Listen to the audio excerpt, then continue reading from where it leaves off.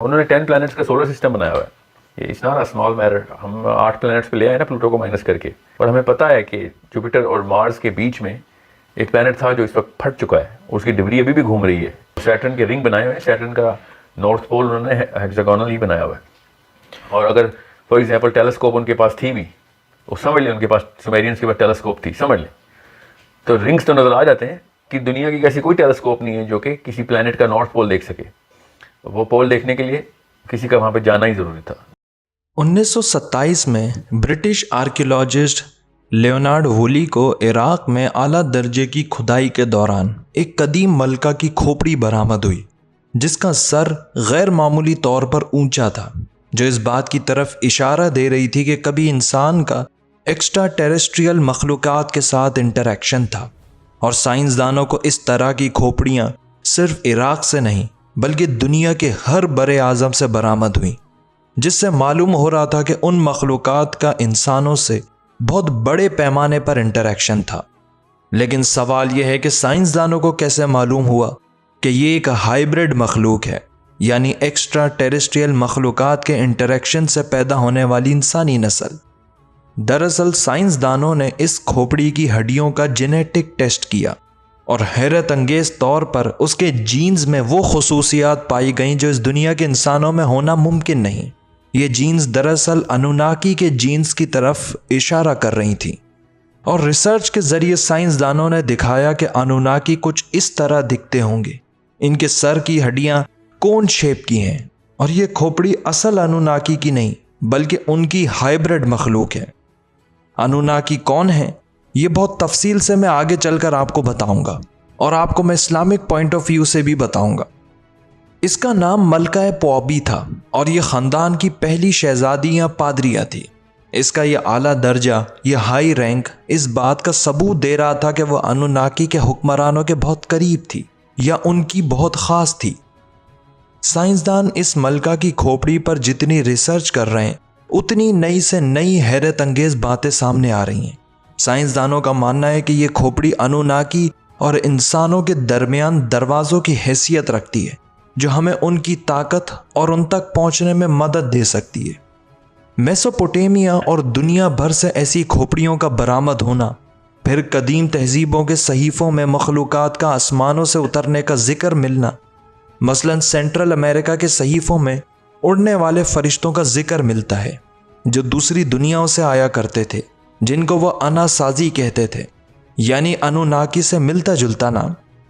سائنسدانوں اور آرکیولوجسٹ کا کہنا ہے کہ ہمیں ریسرچ کے دوران تقریباً ہر قدیم تہذیب کے صحیفوں میں ایک ہی طرح کی ملتی جلتی کہانیاں اور داستانیں پڑھنے کو ملی ہیں, جن میں ایک ہی طرح کی مخلوق کا ذکر آیا ہے جو بہت طاقتور جادوئی مخلوق ہے جو ہمارے اوپر سے آتی ہیں.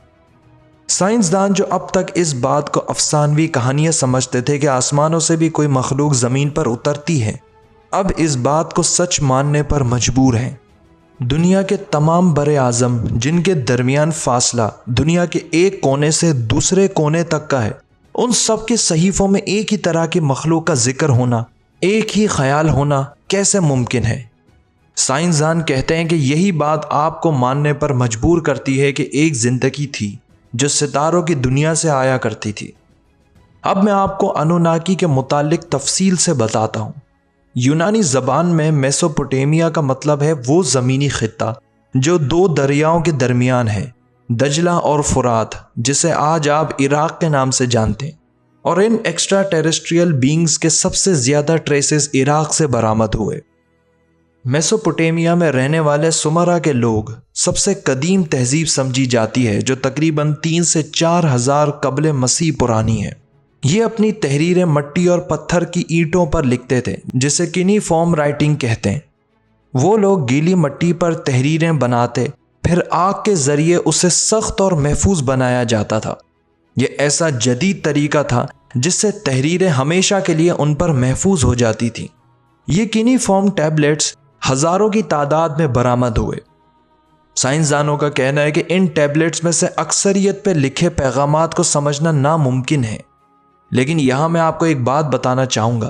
امریکہ نے عراق پر جنگ مسلط کر کے سب سے پہلے ان ٹیبلٹس کو چرا کر خفیہ مقام پر منتقل کر دیا. اب آپ خود سمجھ سکتے ہیں کہ ان ٹیبلٹس میں کتنا طاقتور علوم چھپا ہے جس کو وہ حاصل کرنے کی کوشش کر رہے ہیں، اور آج تک ان ٹیبلٹس کی کوئی خبر نہیں۔ 1843 میں فرینچ سائنٹسٹ پال ایمل نے ریسرچ کے دوران عراق میں اسیرین پیلس میں انڈر گراؤنڈ خفیہ کمرے کو ڈھونڈ نکالا، جس کی دیواروں پر قدیم سمرا کی تحریریں نقش تھیں، بہت سے خوبصورت خزانے اور سمرا کے دیوتاؤں اور بادشاہوں کے مجسمے رکھے تھے۔ پیرامڈ کی طرح بنے اس اسٹرکچر کو دا گریٹ زیگوراٹ کہتے ہیں۔ یہاں سے سمرا کے لوگ شہر کا نظام چلاتے۔ یہ عمارت نہ صرف تحریروں سے بھری ہوئی تھی بلکہ آرکیولوجسٹ کو سونے سے لیس خزانے بھی ملے۔ 6000 سال قبل پتھروں کے زمانے میں سمرا تہذیب جدید اکنامک سسٹم کی بنیادوں پر قائم تھی، جس میں سائنس، زراعت، میڈیسن، میتھمیٹکس، عدالتیں، اسکول، سب کا نظام موجود تھا۔ سائنسدان حیران ہے کہ 6000 سال قبل پتھروں کے زمانے میں اتنی جدید طرز کی تہذیب، ان کے پاس یہ علوم کہاں سے آیا؟ سائنسدانوں کو سومیرینز کے کیونیفارم تحریروں سے یہ معلوم ہوا کہ وہ لوگ انوناکیز کو ڈیوائن بینگز سمجھتے تھے، یعنی خدا کی شہزادی اولاد۔ یہ بہت سے معبودوں پر ایمان رکھتے تھے جن میں مرد اور عورت دونوں شامل ہیں۔ در حقیقت یہی 950 سال حضرت نوح علیہ السلام نے عقیدہ توحید کی تبلیغ کی کہ خدا ایک ہے اور اس کی کوئی اولاد نہیں، اور پھر ایک عظیم طوفان کا آنا جس سے دنیا کو اس بدترین شرک سے پاک کر دیا گیا۔ ان کے معبود اونچے اور نچلے درجوں میں بٹے ہوئے تھے۔ جو اعلیٰ درجے کے خدا تھے انہیں آسمانی خدا مانا جاتا تھا، جبکہ نچلے درجے کے خدا زمین کا نظام چلاتے تھے۔ ان معبودوں میں انوناکی اعلیٰ درجے کے دیوتا تھے، سب سے زیادہ طاقتور۔ سومیرینز انہیں ہیومنائٹ کے طور پر بیان کرتے ہیں، یعنی نان فزیکل روحانی مخلوق جو انسانی شکل میں تبدیل ہو کر دنیا پر اترتی تھی۔ ان کا ماننا تھا کہ انوناکی کی اصل اپیرنس کچھ اور طرح کی ہے جسے ہم نہیں جانتے۔ ان کی تحریروں سے آرکیولوجسٹ کو معلوم ہوا کہ وہ سینکڑوں سال جیتے تھے۔ ان کے پاس علم، دنیا کو کنٹرول کرنے کی طاقت اور دنیا کے متعلق ہر چیز کا علم ہوا کرتا تھا۔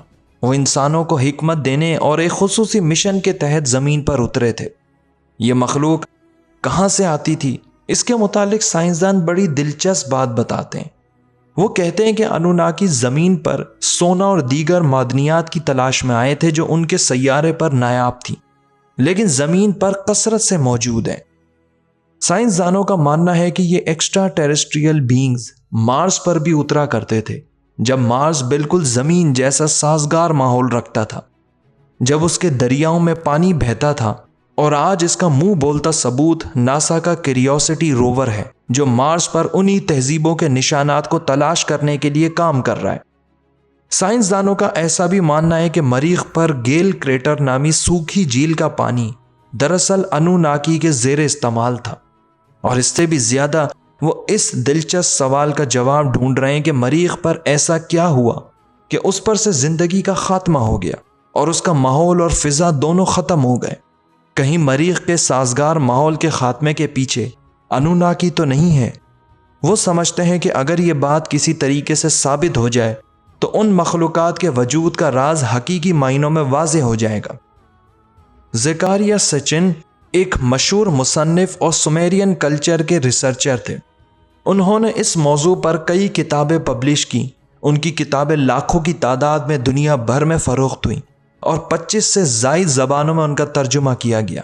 وہ انوناکی کے ایکسٹرا ٹیریسٹریل مخلوق ہونے پر گہرا یقین رکھتے تھے۔ انہوں نے اپنی کتابوں میں دعویٰ کیا کہ نیپچون کے پرے نبیریو نام سے ایک سیارہ ہوا کرتا تھا جہاں سے انوناکی کی نسل زمین پر اترتی تھی، اور مریخ ان کے لیے راستے میں آنے والے اسٹیشن کے طور پر کام کرتا تھا۔ ان کی تھیوریز پر ریسرچ کرنے والے سائنسدان دعویٰ کرتے ہیں کہ اگر تو یہ بات واقعی سچ ہے تو مریخ پر اس تہذیب کے آثار ضرور ملیں گے، اور زکریا کی یہ تھیوری واقعی سچ بھی ہو سکتی ہے، کیونکہ ان لوگوں نے پھر 10 پلینٹس کا سولر سسٹم آخر کیسے بنایا۔ اس کے علاوہ انہوں نے مارس اور جوپیٹر کے درمیان ایک پلینٹ بنایا ہوا ہے جو پھٹ چکا ہے۔ اس پر میں نے ایک ڈیٹیل ویڈیو بنائی ہے، آپ چاہیں تو جا کر دیکھ سکتے ہیں، لنک ڈسکرپشن میں موجود ہے۔ زکریا اپنی کتاب دا اینڈ آف ڈیز میں لکھتے ہیں کہ نبیرو خلا میں ایک ایسے راستے پر ہے جسے ایلپٹیکل پاتھ کہتے ہیں، یعنی ایسا سیارہ جو ہر 3450 سالوں میں سولر سسٹم کی حدود میں آ جاتا ہے، اور سال 2900 میں اس کا دوبارہ سولر سسٹم کی حدود میں آنا متوقع، اور ماضی کی بنیادوں پر ہم توقع کرتے ہیں کہ فیوچر میں وہ ہم سے کئی گنا نئی اور جدید ٹیکنالوجی سے لیس ہوں گے، اور وہ نئی حکمت اور خیالات انسانوں میں منتقل کرنے کے لیے زمین پر آئیں گے۔ لیکن حقیقتاً طوفان نوح دراصل انہی مخلوقات کے خاتمے کے لیے ہوا، اور ان کے ساتھ وہ انسان بھی اس طوفان کے عذاب میں بہہ گئے جو انہیں خدا تصور کرتے تھے اور سمجھتے تھے کہ وہ انہیں کسی بھی قسم کے طوفان سے بچانے کی طاقت رکھتے ہیں۔